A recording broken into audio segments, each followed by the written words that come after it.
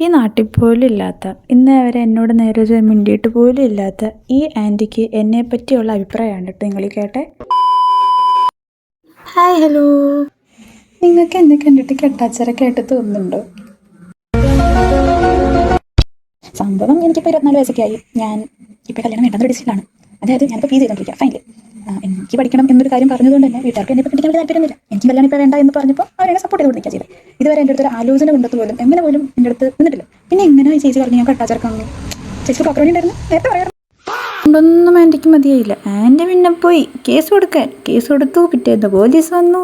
പിന്നെ ഞങ്ങളോട് ചോദ്യം ചെയ്യലായി, പറച്ചിലായി. അവർ പിന്നെ കേസാക്കി, പോലീസ് സ്റ്റേഷനിൽ വിളിയായി, ആകെ ബഹളം. ഇതുകൂടാതെ ഭക്ഷണം ചേർക്കലിൻ്റെ ഭാഗമായിട്ട് അപ്പുറത്തെ വീട്ടിലെ അപ്പാപ്പനവരെ വിളിച്ചു വരുത്തി ഞങ്ങളെപ്പറ്റി കുറ്റം പറച്ചിലായി, കരച്ചിലായി, പിരാക്കായി.